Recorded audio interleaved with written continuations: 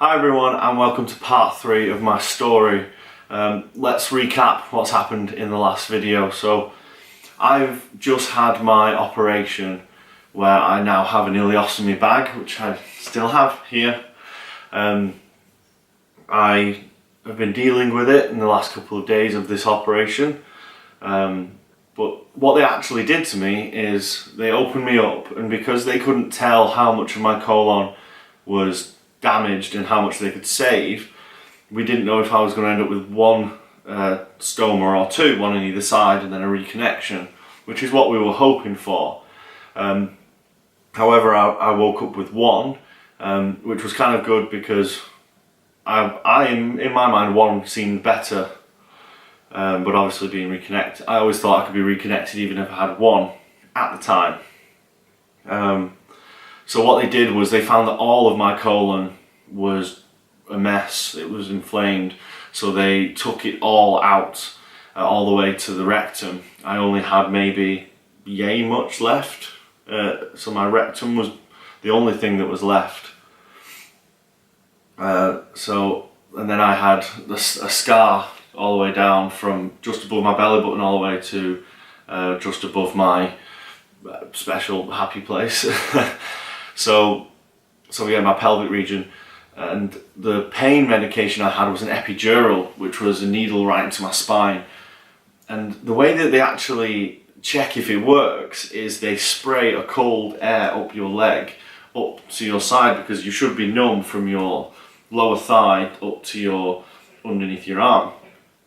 What they did is they'd spray your leg and you'd shiver, so that hurt anyway, 'cause no matter what pain you've had a trauma, you're going to be in pain when you shudder, and then it would disappear. They'd go up your leg and all of that would go, get all the way up to the top under your arm, and then just above your arm, cold spray, woo, shiver, pain in your stomach.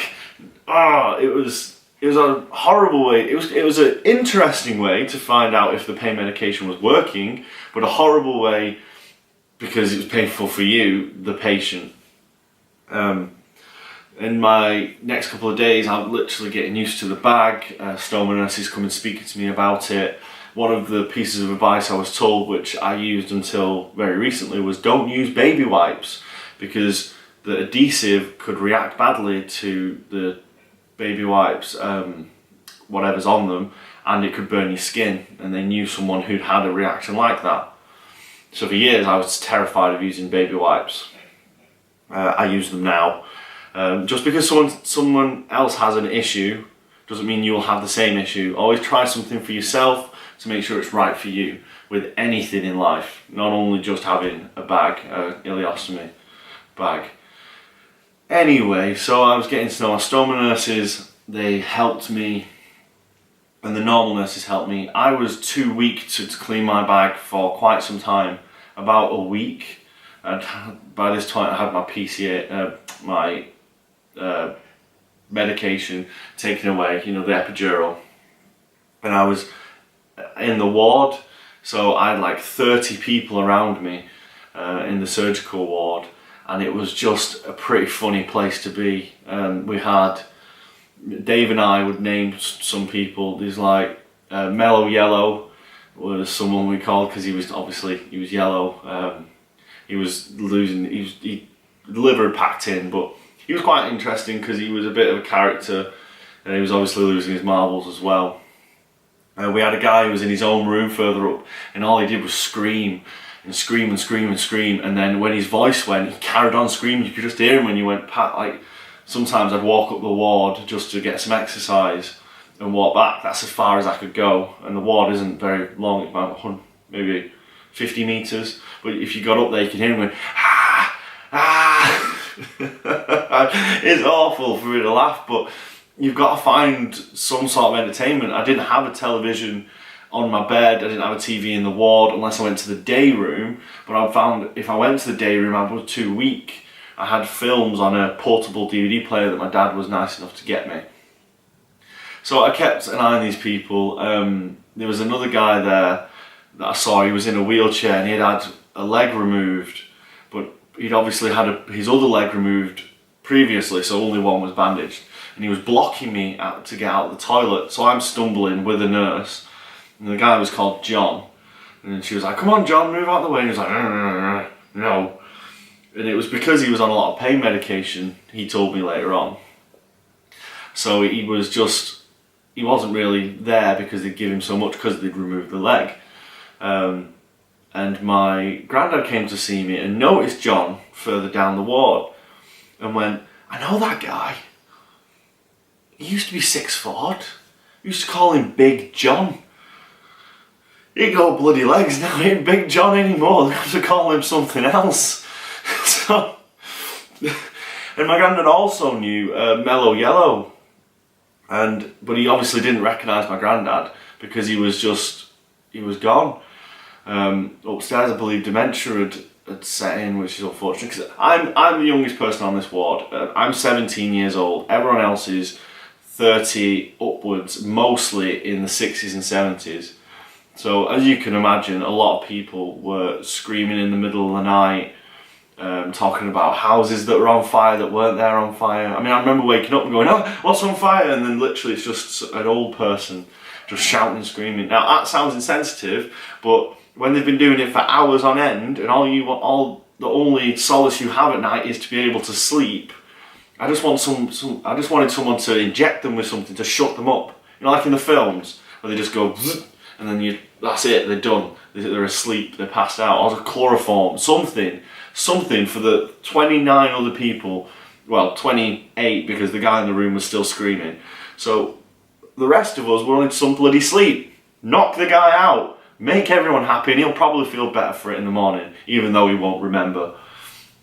So that's what I was dealing with. We also had a guy further down, and he smelled so bad. Like he was either just farting all day and very, didn't want to go to the loo to relieve the rest of us.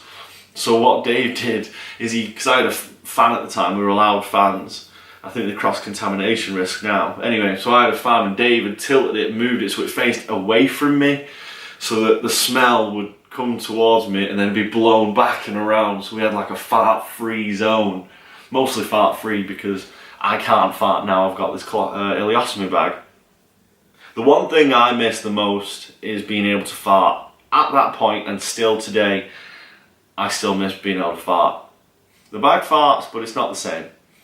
So being in the ward was quite interesting. I ended up being next to John because I was moved and from where I had I was just moved beds because it happened a lot. Also, what was weird is they didn't have a bed 13 at all. They just went 12, 14 because of the superstition that 13 is unlucky. Which I thought was kind of strange in a place that's based on science that would be so superstitious. And then again, it's for the patients more than anybody. But still, interesting. So anyway, I ended up being next to John, and he apologised for when he was blocking me coming out of the toilet and being whatever he was being. He just said that he was gone. And he also told me a story, and I was like, he escaped the hospital about a week earlier. A legless man escaped the hospital. And the nurse confirmed it, because I remember them looking for him. But I just thought he'd wheeled it, because he used to wheel himself out for a smoke, so I just thought he'd wheeled himself, somewhere. But he'd gone. What he'd done is he was so out of his mind on his pain medication, all he could think of was, I don't want to be here, I want to go home. And he wheeled himself outside, he put a coat on, so he had his hospital robe, a coat on, wheeled himself outside, rung a taxi, got in the taxi, didn't go home, went to the pub and met his friends, and then his friends rung the ward and said, John's here, isn't he supposed to be in hospital? And I believe his friends got him a taxi or an ambulance went and got him and brought him back. But can you imagine that? Who are we looking for? Well, his name's John. He's had a surgery on his leg and he's had it removed. He has no legs. So you're telling me you lost a man with no legs? Yeah, we have. Amazing. So we got to know each other quite well, and we take the mick out of others and try and make light of the situation we're both in. But unfortunately my situation was declining. Everything I seemed to eat would just be thrown back up again. I had like throat tubes in my neck, but I was like physically getting a bit better. I was in a lot less pain, but obviously the throwing up was causing a lot of issues because they were worried that I had a blockage or something. But they thought that I was okay, so they let me out for a day. They actually let me go home. Now I'd been in hospital for about a month and a half at this point. No, 2 months. It must have been 2 months by this point. Yeah. So you can wait, cat. Wait until I've done this, and then you can go out. Sorry, cat interruptions.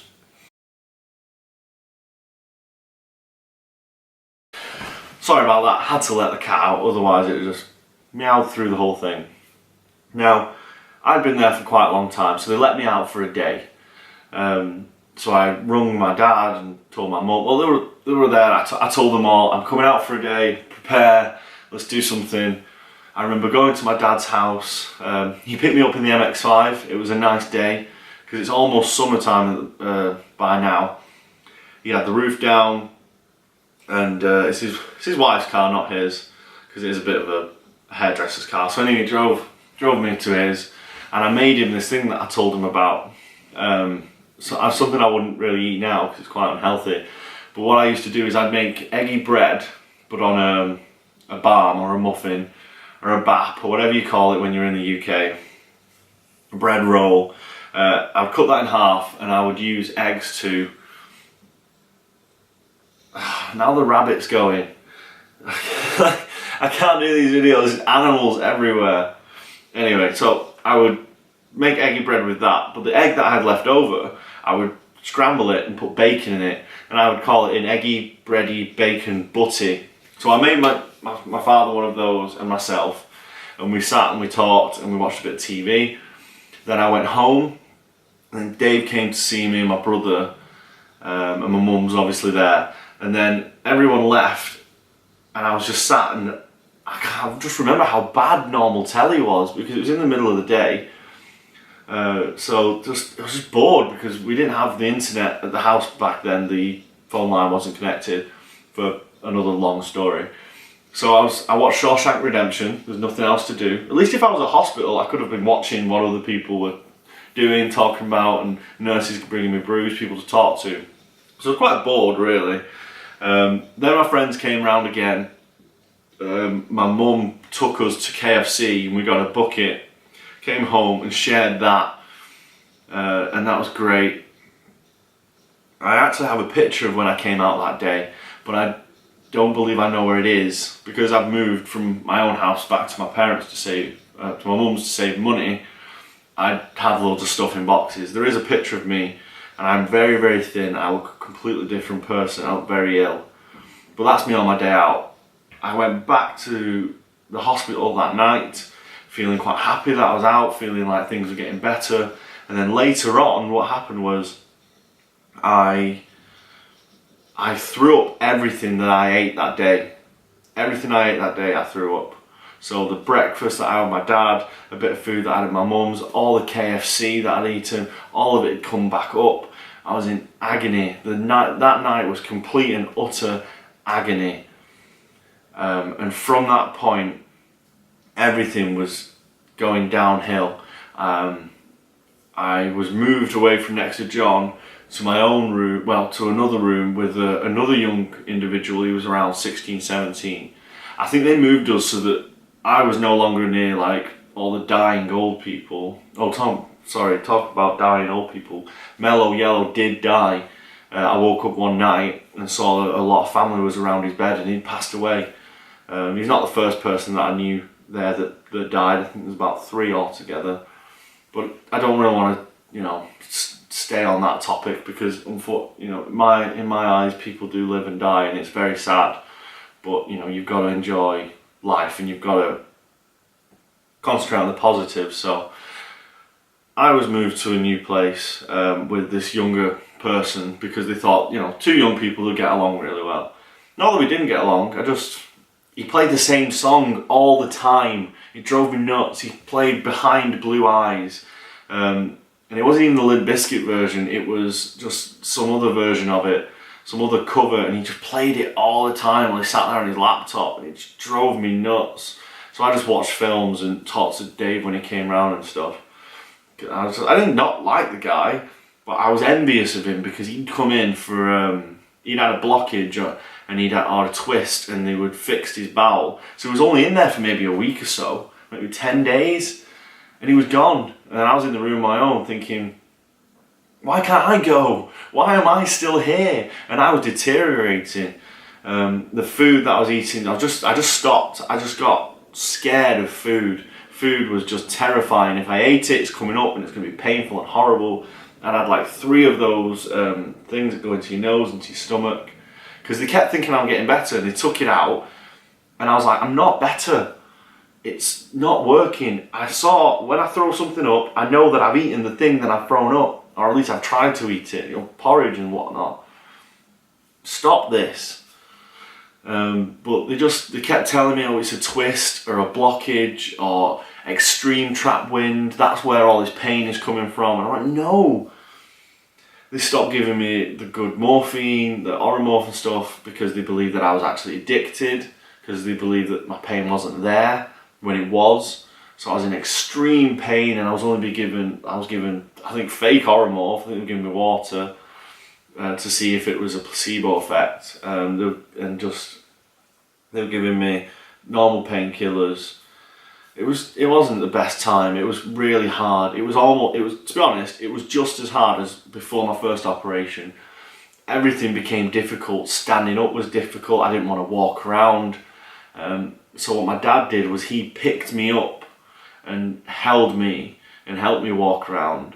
And when I couldn't even walk with assistance, he just held me up because I would lose, not consciousness, but almost. I would go really, really, faint and dizzy, and then he'd put me back down in my bed, and then I might pass out for a little bit, or I would just be dazed and not feel my pain for a period of time.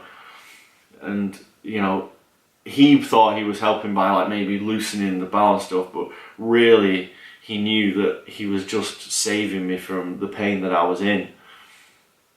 And this now is about, it's about 2.5 months now. So let's say my first operation was about a month and a bit in, and then I progressively got worse, and I kept thinking it's this and it's that. 2 months they let me out. A couple of weeks later they just went, a couple of weeks later, so 2.5 months, yeah. A couple of weeks later they just thought, no, we're going to have to open you up again. And the guy who did my surgery, Dr. Bedamida, did not want to open me up. He said that it was the last resort. He really didn't want to do it because he thought, in his mind he knew he did everything right, is what I believe. So now I'm going to have my second operation. I completely forgot. There's so much that happened. I'm trying to think of the key points of what happened and what people want to hear. Like I say, I don't write a script for this, so I just wing it. But I actually had to have a feed put in.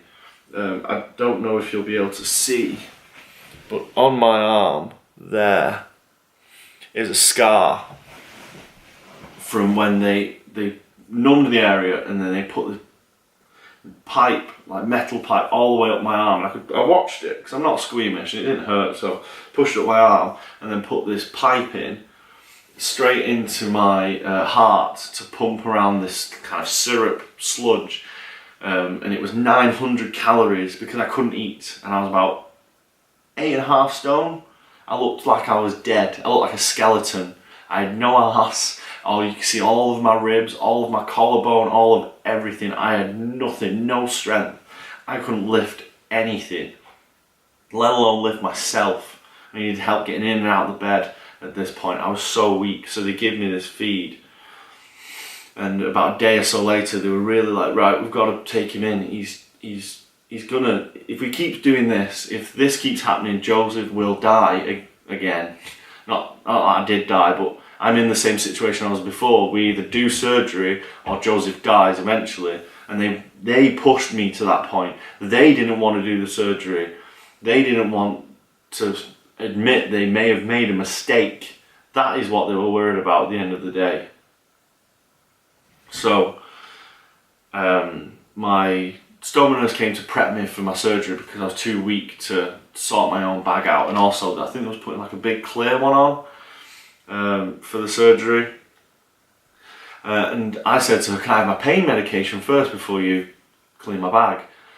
And she said in quite a snooty voice, oh, but the stoma has no nerve endings, so you can't feel anything. But I'd like my painkillers because it does hurt around it. No, it can't hurt around. It can't hurt, it has no nerve endings. Okay, fine. Yeah. So then she cleaned it. I can't remember if I waited for my medication or I just let her do it. I think I just let her do it because I had no energy to argue with anyone. And to be honest, my mum was really angry. If my son says he's in pain, yeah, I did have my medication because my mum stood up for me. If my son says he's in pain, he's in pain. So I had my pain medication, and my mum was really, really mad about that. So it wasn't as rushed as my last surgery. It seemed a bit more planned, but I went in, thumbs up to my parents, and I don't really remember the 3, 2, 1 countdown as much as the first one. I just remember being polite with some people and falling asleep in front of them. Next thing I know, I wake up. I don't have the big pain relief that I had last time because I didn't have an epidural. I mean, I don't have an epidural this time. All I can feel is someone sewing something into my neck. I come round and this nurse like, hi Joseph, I'm just sewing a feed line into your neck. Okay, yeah, sure, that's fine. And I've still got the dots on my neck here. You probably won't be able to see, and I'm not getting up again. They put another one in 900 calorie bags, and it went straight into my neck, which was kind of weird. I didn't have that big pain relief because I had a PCA this time. So I was taken back to that room again, only for a short amount of time until I was back on the ward, similar to where I used to be. And when I had that PCA, my dad and I, all we did was sit there and count down the 5 minutes and then press the button. Count down 5 minutes, press the button. Count down, press, count down, press. Also, I didn't really get covered in iodine this time. I was only mildly covered, and the bath thing that I had afterwards wasn't as bad. But yeah, I did feel a lot better, so much better. The bag itself seemed to be fine, but what they actually found out that was wrong with me, the reason why my food would go down and turn around and come back, is because the sutures around the stoma were too tight. So what was happening was the food would go into my stomach, around my small intestine, get to behind my stoma, which is just here, and it would just stop because the liquid could go through. So that's one of the reasons why they were so mind blown why I was getting ill, because it was passing something, but it was just liquid. But everything else was turning around and coming back. So imagine a system that only should work one way had to work another way. And also the pressure behind that stoma is where all of the pain was coming from, and also the pain of my insides doing the reverse job that it's supposed to do. So I told the stoma nurse that my sutures were too tight and the area was painful, and I can back it up. The doctor said it would have been painful around there. So she was wrong. She apologised. But yeah, when someone tells you something, but you know yourself, you know fully your own body, sometimes you really do have to stand up for yourself, especially in this situation, because these people have seen the same symptom, the same problem over and over and over and over and over again with the same results. So they think they know it in and out. But you could be that 1%, that person who is not going to come out that way, just like me. originally they told me I had a hemorrhoid. 99% is a hemorrhoid. No, I'm the 1%. I'm the person where if it could happen, it does happen to him, you know what I mean? That's how I felt, and that's how I still feel now. I've just had this operation. This is, the story. I've just had this operation. I did feel kind of good telling her, because I was like, yes, remember that for next time. And when someone asks for pain medication, it's not because they're a wuss or whatever, it's because they need it. So now I've had my second operation. It's like almost 3 months, 2.5 months, and then I was in another week or so. It's about five days, and I was getting better. So I've had all my pain things taken away, and I'm put back on the ward. And I remember having some toast, and it felt good. Now remember, I was scared of food for a good month or so. Everything since my first operation, I've been really terrified of food, and I love food. It's a big part of who I am.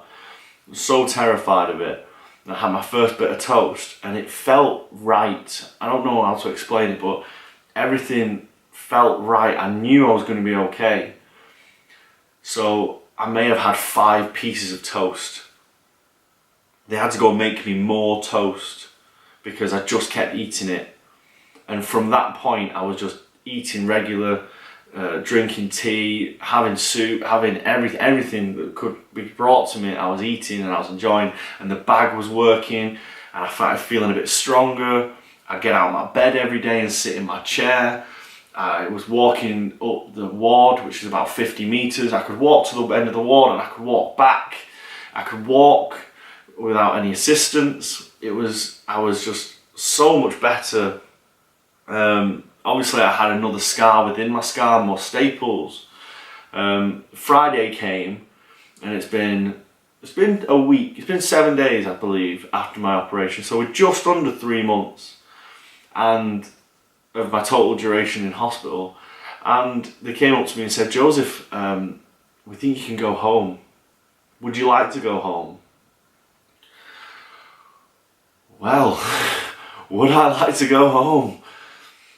Now, the previous day, my dad said to me, don't go anywhere if they let you, because I'm going away. So Thursday, Friday, Saturday, Sunday, my dad went away to a holiday somewhere. I think he went to the Lake District with his wife, Alison, who is actually a nurse at the hospital. Not on my ward, but because she was a nurse at the hospital, I got kind of special treatment. I was always treated by the head sister and stuff for my duration. I forgot to mention that. But yeah, he was like, don't go anywhere. But I just couldn't miss it. I said no to them. No, I'm gonna stay. And then I called them back. Come back. Oh, please let me go. I wanna go home. I wanna pack my stuff. I wanna go home. And I fumbled around, I packed my things, I called my mum. I let Dave know. I let everyone know. I didn't have Facebook or anything at the time. I think I had a MySpace. No, I didn't even have a MySpace. I didn't. No, I had that, but I didn't know Facebook. Only MySpace, and that was. Well, I didn't really use it. So I let everyone know using text messaging. My mum came and picked me up. I went home. And I went upstairs, and my bedroom was completely different. My mum had been working on my bedroom the entire time I'd been in hospital for, to be nice when I come home. I had sliding wardrobes, which I have now. I had a wooden floor, the walls were completely done, new curtains, and I had my big double bed in the middle. And yeah, I was home. 3 months, 2 operations, one really near-death experience. Maybe, the other one as well, to be honest, it's 2, because if they'd have kept pushing on that second operation, I wouldn't be here. But the first one was I could feel it more. I could feel that I wasn't going to be here much longer. But I got through it. Yes, I had this bag, but I have this much of my small intestine left, and maybe I could have a reverse J pouch in the future. Maybe I can have a normal life. I can go back to college. I can do this. I can do that. My mum had a party that day, which wasn't really. I didn't appreciate that as much at the time because I was so weak that when I walked up the stairs. By the way, I hadn't been on stairs for 3 months. I couldn't walk upstairs very well, so I'd walk upstairs and I had to lie down on my bed, then go to the toilet, then walk downstairs, then rest on the couch, and then go into the kitchen if I needed anything or if I wanted to speak to someone. I had to take rests in between walking around. I remember a couple of days later I went to my friend Dave's house, Liam's house, and I tried to run across the road. The first time I tried running, I fell. I fell over in the middle of the road. Dave laughed, I laughed. I didn't get hit by a car or anything, could have done. But I got up and I kind of stumbled and walked the rest of the way. So I don't remember having much other problems because all I did was just feed myself. I grew very quickly. I ate too much food. I ate everything I could. I've got stretch marks on my back. Not from bed sores or losing too much weight. It was when I came back out of hospital, going from 8.5 stone up to 10 stone, 11 stone in a couple of months' time. I'd eat everything I could, but my strength came back like that. I was walking, I was running, I didn't go back to the gym because I was a bit afraid of ripping open myself. Obviously, that didn't happen, and that probably wouldn't have happened. I wish I had never ever thought that. But I went to parties with my friends in the summer. I did everything I used to do. It all came back so quickly. After all I'd been through, after the terrifying nights of the screaming people and the idea of being disabled with this thing, I was so happy that I didn't care I had a bag. I didn't care that I didn't fart and I don't poo the same as everyone else. I still don't care. I don't care at all. I'm alive. I'm out of hospital. I'm not listening to people die. I'm not, my life is more than what someone else tells me it can be. I can do anything I want. I've never let it stop me. I've never let it define me. I've never been Joe, the guy with Crohn's. Most of my friends forget that I have one. People at work that I've told, because you should tell people, they forget that you have it. For anyone out there who may have this operation, your life will not be diminished by having a bag. It may actually be improved. I would hate to live with the pain that I had before my operations for the rest of my life, even in small doses. I think the bag is the best thing that ever could have happened to me. If you've got your flares under control and you live active and good lifestyle, good for you. But if you live in pain and your doctor tells you surgery may be better for you, don't think it's a horrible thing to happen. Embrace it, because I would never go back. I could have had the reverse J pouch. I'd never have it. After about 5 years or so, I decided, no, I'm going to keep my bag. Also because symptoms came back in my stump, and that's why I had my operation only a few months ago. And if you haven't seen my road to recovery, you should go and watch the playlist of that. I actually have me in hospital the day after having my operation. So thank you for watching this video, guys. There's 3 parts. I know this one went on for a very long time, but as I say, it's not scripted. I love life now having this bag. I went through a lot. I did meet people that aren't here anymore. I have had 2 major surgeries, 3 if you count the most recent one, and I didn't let it stop me. I was 17 years old. I went to college again. I graduated college with a B, a C and a D. That got me into university. I loved university, all 3 years of it. I got a 2-2. I know I could have done better. I should have got a 2-1, but in my last year I didn't put as much effort in as I knew I could have done. But I had a great time. I made some great friends. I've been on holidays, I've laid on beaches, I go swimming, I bike riding. I'm going to learn how to ride a motorcycle soon. I got my car license after was in hospital. I work in the games industry at the moment. I haven't let it stop me. I would have probably led this life anyway, with or without it. All it did was give me a clear view of how important life is and how important the people around you are, and that you should embrace every second and every minute that you have. And also enjoy being lazy sometimes, because you do deserve it. You can't always be going 100 miles an hour. You can't always make yourself feel guilty for taking some time for yourself. So thank you for watching this video. It was interesting to talk about everything in one go and revisit this in my mind, and hopefully you learn from my mistakes and learn from my story and take it away with you. And yeah, if you like the video, please like it. It does help. Share it with people that you know who have Crohn's and colitis, ulcerative colitis, who may or may not have a bag. So yeah, thanks guys, and I'll see you in the next video where I talk about the new bags that I've just got myself. So catch you later guys.